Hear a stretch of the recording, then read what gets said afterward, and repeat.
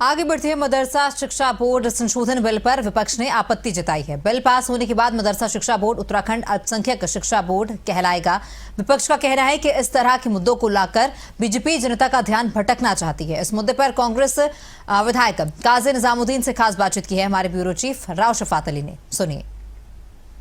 विधानसभा सत्र का आज पहला दिन है। विपक्ष का हंगामा नजर आ रहा है। कुछ महत्वपूर्ण विधेयक सदन के पटल पर रखे जाएंगे, लेकिन खास है मदरसा बोर्ड जिसमें कुछ प्रावधान सरकार जोड़ना चाहती है।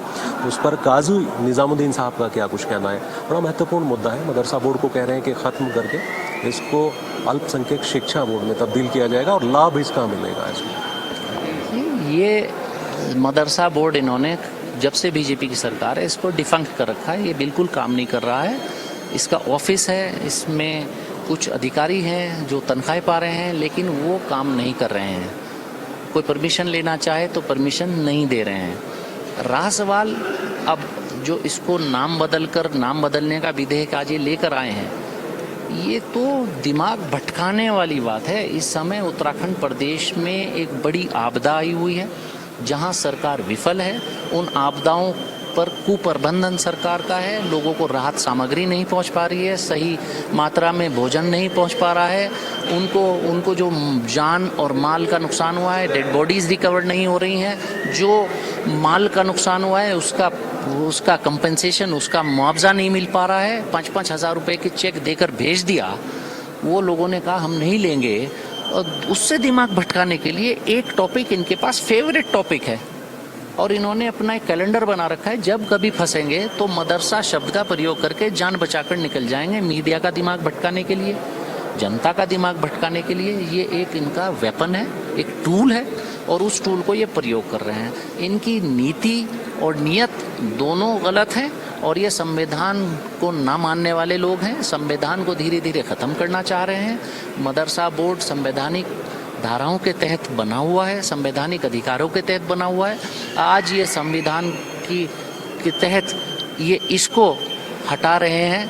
कल को ये मैं दावे के साथ कह रहा हूँ कि इनका एजेंडा है, इनकी पार्टी का एजेंडा है। ये SC, ST, OBC का आरक्षण खत्म करेंगे। ये धीरे धीरे ट्रायल बेसिस पर हिट एंड ट्रायल करते हैं, लोगों को आदत डाल रहे हैं संवैधानिक विषयों को बदलने की।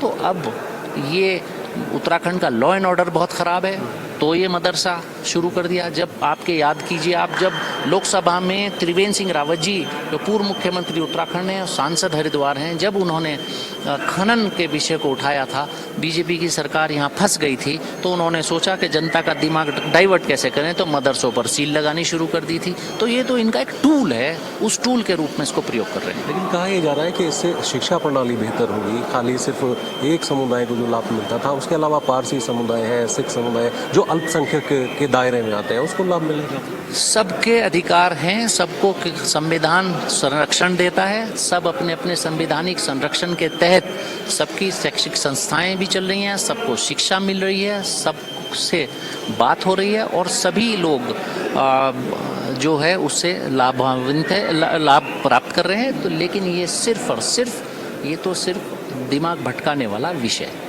शुक्रिया बात करने के लिए। तो काजी निजामुद्दीन साहब कह रहे हैं कि सरकार उन मुद्दों पर ध्यान भटकाना चाहती है जो जनता के मुद्दे हैं, संवैधानिक मुद्दे हैं। मदरसा शिक्षा बोर्ड की बात करें तो सरकार पर यह आरोप लग रहे हैं कि मदरसा शिक्षा बोर्ड को ख़त्म करके सरकार अब अल्पसंख्यक शिक्षा परिषद बनाना चाहती है, बोर्ड बनाना चाहती है। तो विपक्ष के आरोप और प्रत्यारोप इस वक्त देखने को मिल रहे हैं। कैमरा सहयोगी मोनू राजपूत के साथ मैं राव शफात अली, खबरें अभी तक बरारी सैन।